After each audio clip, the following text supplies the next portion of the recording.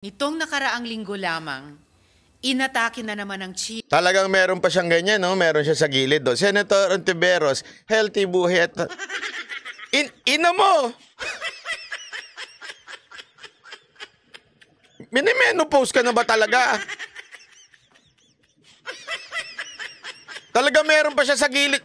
Ano ito, ha? May presentation siya pero meron siyang malaking ano dyan sa gilid, do. Halatang halata, eh. Naku, Ontiveros, yung style mo bulok. Sa totoo lang yung style mo, wala ka nang naloloko. Ang ating tropa sa Bajo de Masinloc sa West Philippine Sea ng napakalakas nilang high-pressure jet stream water cannon. Dear colleagues, according to our Philippine Coast Guard, China used water cannons that could kill. Naku, Banat Bay, may breaking news na naman. Ano na naman yan? Sino may breaking news? Ako ba o ikaw? Roy Banares, pakilinaw. Ang gulo-gulo mo naman, Roy Banares, eh. Ikaw ba ang may breaking news o ako? Pakilinaw naman, Roy Banares. Miss na kita. Deadly. O, sabi ni June TV, Banat Bay, wala kang kwentang vlogger. Bakit? Dapat may bakit. Kasi, ganon. Banat Bay, wala kang kwentang vlogger kasi achuchu, ganon.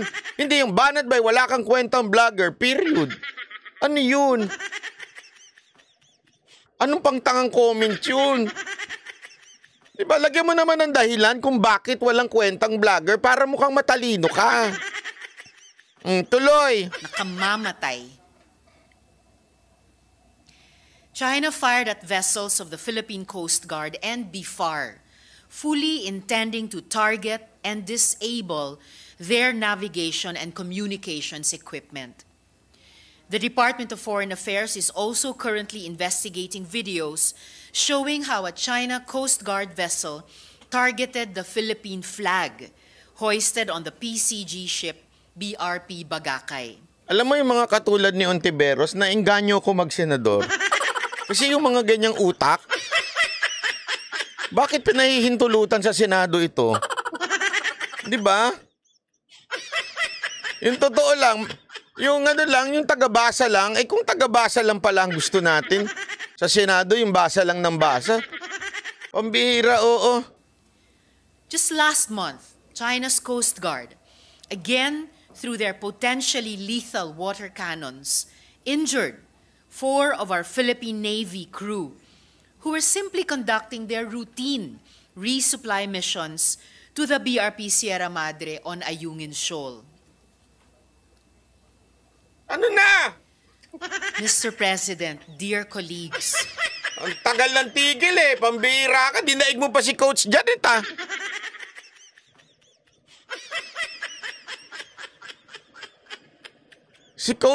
Kilala mo si Coach Janet?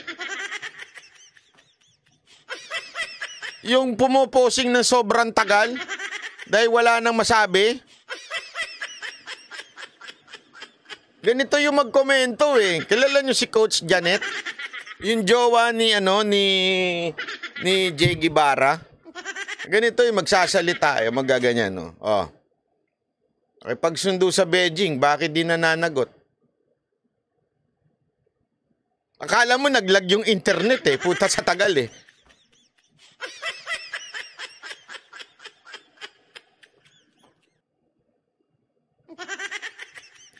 Di ba? Sabi ko naman sa inyo. Sabay ganun eh, no? Sabi ko sa inyo, di ba? Di ba? Wala lang, tapos na. Hindi man lang niya pinaliwanag kung ano yung punto niya. Bahala na kayo, gets yun na yun. Yun na yun.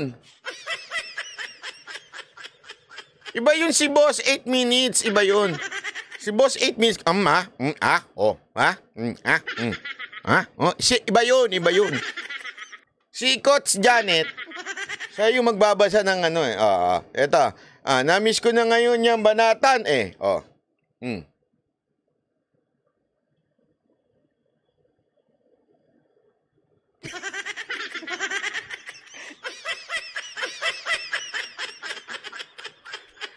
Alam mo, naalala ko talaga sa kanya. Si Attorney Kabutas. Di ba si Attorney Kabutas ganyan din eh. Ang tagal magsalita eh. Ha? Pwede ah? Loading ang puta. Hoy! Ba't ganyan na mga vlogger nyo? Kaya pala kinuha nyo si Makagago eh. The series of attacks only shows that the Chinese government appears committed to achieving, through the unlawful use of force, what it cannot achieve by international law. Handa nilang saktan ang ating kababayan. Handa nilang Alam niyo kung bakit parang tanga lang yung ganitong klaseng speech? Ha? Alam niyo kung bakit? Ha? Kasi tell us what we do not know. Hindi yung parang iniisa-isa mo yung ginagawa ng China. Alam na namin yan eh. Ano pa gusto mo mangyari? Alam na ho natin yung mga pinagsasabi mo eh. Ikaw na lang ang hindi nakakaalam eh. Ang bihira ka oh. Bastusin ang ating soberanya. Ilang beses na po natin na ipahayag ang ating galit sa paulit-ulit na pang-aabuso. Sa totoo lang, hindi ko na maintindihan ang mga Pilipinong pinipili pa ring maliitin ang sitwasyon. Mga Pilipino... Kaya nga, kung gusto ninyo, girahin na natin. Ang tagal eh. Ang tagal niyong gumalaw. Di ba ayaw ninyo minamaliit yung mga pangyayari sa China? Di ba, dyan sa West Philippine Sea? Ayaw ninyo minamaliit. Sige na, girahin nyo na. Na magkaanuhan na tayo. Ang dami nyong hanas. Di ba? Girahin nyo na, bombayin nyo na. Gumanti na tayo. Ang tagal. Tagal-tagal naman yan. Sabay sabi ng Pangulo, hindi tayo bobomba ng tubig sa kanila. Mantakin mo, di ba? Nakakatawa lang eh. Alam mo kung bakit nakakatawa? Pagkatas silang painitin ng ulo ng mga Pilipino. Inaapi na tayo! Lumaban na tayo! Sabi ng Pangulo, wag natin silang bombayin ng tubig. Ay ano ba gusto nyong palabasin? Ano ba gusto nyo mangyari? Ayaw nyong bombahin. Ano ba talaga? Sinasabi nyo, inaapi tayo. Tapos ginaganito tayo. Pati yung flag natin. Tapos, nung lalaban na, sige na, lumaban na tayo. Patayan na kung patayan. Huwag tayong lalaban. Ano gusto nyong gawin? Pambihira, Hindi ko na maintindihan, eh. Para kayo si Maharlika, eh. Sala sa init, sala sa lamig, eh. Sus! Inong nagbubulag-bulagan sa lantarang pang-aalipusta ng... Di ba sinabi ko na sa inyo, lumayas kayo, tatamaan talaga kayo kahit anong mangyari. Sinabi ko na sa inyo yun eh. Di ba? Lumayas na nga kayo. China.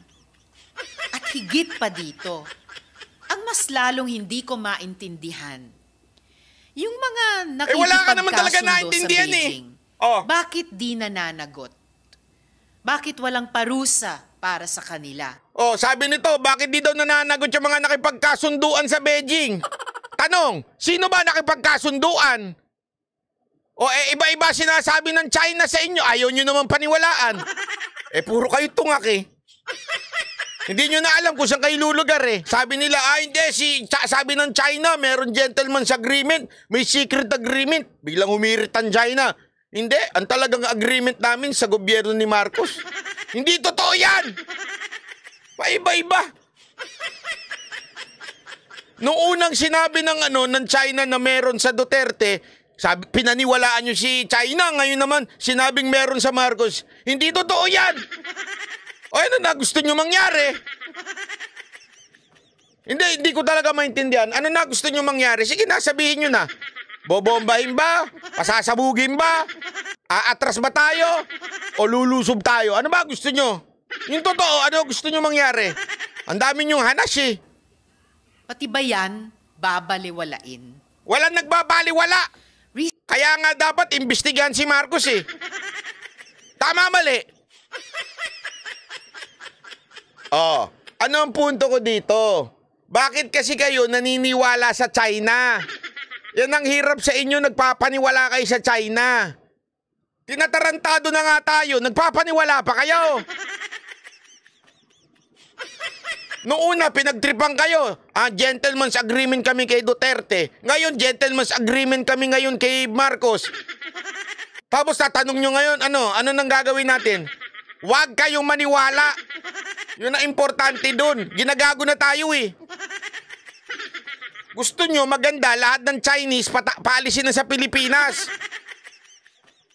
Recently, the Chinese Wag lang si Chinkitan na idol ko yun.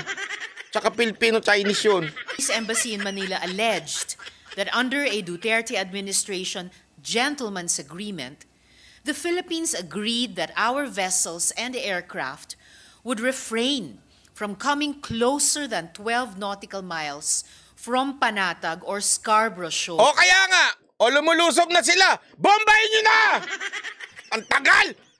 Dami nyong hanas! Kayong nasa gobyerno, ba't di nyo bombahin? Just over 120 nautical miles away from mainland Zambales. Alam mo bakit ako ganito? Kasi pinagbibintangan niya yung mga pro Duterte na keso kinakampihan ng China eh. Hindi!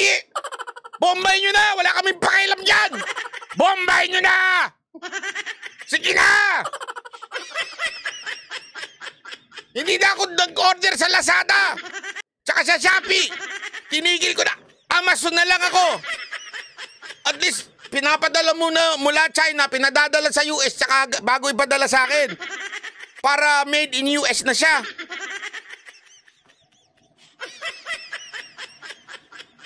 Hindi ko kasi, alam mo, hindi ko maintindihan. Ano ba gusto nyo mangyari dyan sa China? Di ba, Bombay na? O sige na! Sino ba pumipigil sa inyo? Wala namang pumipigil sa inyo, ha?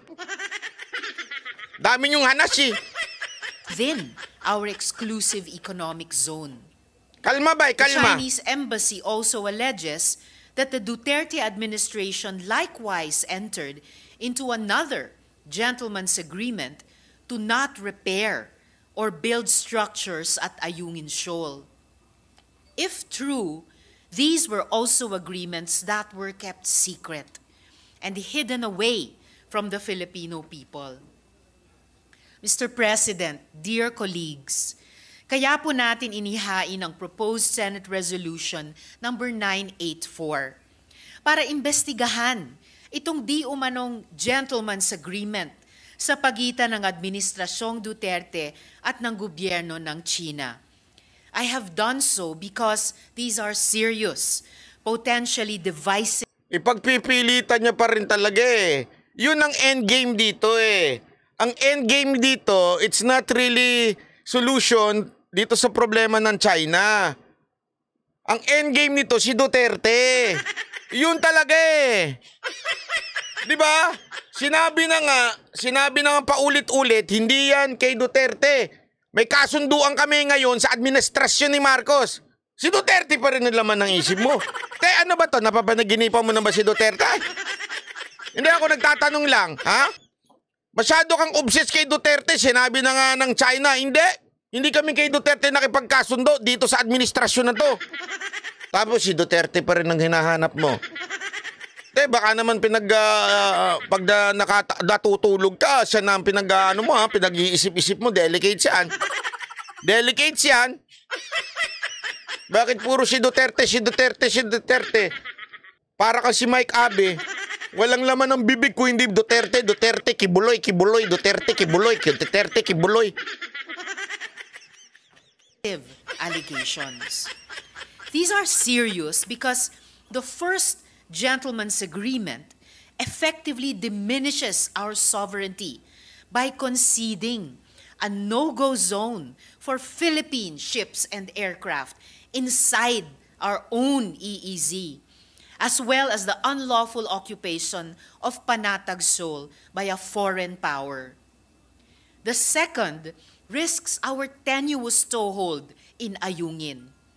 If we do not repair and reinforce the BRP Sierra Madre, it will fall to wind and wave, and with it, our control of Reed Bank, which may hold as much as 5.4 billion barrels of oil and 55.1 trillion cubic feet of natural gas. Why is it important that the Senate exercises oversight over this gentleman's agreement kahit na sa nakaraang administrasyon pa ito, because it will have implications moving forward. Yan yung tinatawag mong tipo ng tao na hindi marunong magbukas ng tenga, no? Sinasabi na nga paulit-ulit, hindi kay Duterte. Sabi na nga ng China, hindi kami kay Duterte nakipag-usap, status quo lang. Alib sabihin nun, status quo, as is where is lang. Ang talaga nakipagkasundo kami sa gobyerno ni Marcos. Hindi, basta si Duterte pa rin, Duterte. Sabi, hindi, kailangan nating imbestigahan ng pakikipagsundo ng China kay Duterte. Sabi ng China, hindi kami kay Duterte. Nakipagkasundo kay Marcos kami. Hindi, kailangan nating imbestigahan ang ni Duterte. Paulit-ulit, Duterte. Baka naman obsessed ka na dyan kay Duterte, Kakapasal lang natin ng Maritime Zones Law, which delineates our maritime domains. Could a past president surrender our right to fortify installations within these domains? These are questions that the legislature needs to understand and wrestle with. Nakasalalay po dito ang napakaraming likas yamang iningatan at inalagaan ng ating mga ninuno para ipamana sa bawat henerasyon ng Pilipino. Papayagan ba natin na kunin lang ito? Papayagan ba natin na walang matira sa Pilipinas? Sabi ng iba, dapat hindi na ito pinag-uusapan dahil stratehiya lang ito ng China para mag-away-away tayong mga Pilipino. Uy, sinagot mo na din pala Alam mo na rin pala Alam mo na yung ginagawa ng China sa atin, sinakyan mo pa ang tawag sa'yo.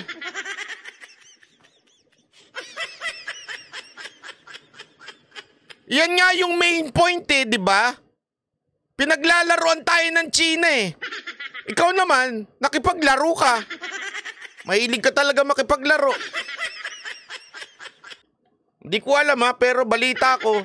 Defense Secretary Gilbert Teodoro Jr. stated that we might be falling into a trap set by China to divert attention from her unlawful activities in Philippine waters. Sure, considering how two-faced Beijing can be, baka nga gusto lang tayong watak-watakin ng China. Baka nga isa lang ito sa mga plano niya. Ikaw din ba pala may alam Parang tanga lang Sorry isipin mo to, galing na sa sarili mong bibig. Baka lang pinagwawatak tayo ng China. Kasi pinaglululoko tayo. Alam mo pala, naniwala ka naman. Anong tawag sa'yo? Ambot sa imo, day. Alam mo na pala yung sagot Ikaw naman, para bang, kunwari, halimbawa lang. Halimbawa, may pinag-aaway kami Banateros brothers, kami mga vloggers, pinag-aaway kami. Alam naman namin na pinag-aaway lang kami. Kunwari, pinag-aaway kami ni Jay. Sabi ni Jay, uy, alam mo ba, sabi ni Boss Dada, pangit ka daw. Sabi naman ni Coach Oli, ganito ka. Tapos alam ko namang hindi totoo yun. Alam kong pinag-aaway lang kami ni Jay. Tapos sasabihin ko, talaga, totoo ba yun? Sige nga, komprontahin ko si Dada. Pero alam ko namang hindi niya yun kasi alam kong si Jay nainggit lang sa laki ni Dada. Di ba? Alam ko na yun. Anong tawag ko doon? Pero pinatulang ko yung katangahan. Pambira ka talaga, Ontiveros, Malala na yan. Perhaps this is all just smoke and mirrors. And indeed, I would like to believe that a Philippine president, any Philippine president, would not be capable of selling our country out in such a manner. However, we have heard conflicting reports as to whether an agreement was reached. Iba-iba ang mga sinasabi. Ang gulo. Hindi na Ikaw ang magulo. Sa totoo lang, ikaw. Sabi niya na, ang gulo talaga ng speech mo. Noong una, sinisisi mo si Duterte. Nung pangalawa, naintindihan mo na pinag-aaway lang tayo ng China. Tapos gayon, sasabihin mo, ang gulo? Ano pa yung purpose mo ng... alam mo na palang pinag-aaway tayo. Bakit ka ba maghihiring? Ikaw ang magulo, yun ang totoo. Maganda sumama ka na kay Leni Robredo, sama-sama kayo dun. Lutang. Di ba? Alam mo palang pinag-aaway tayo, sinakyan mo naman.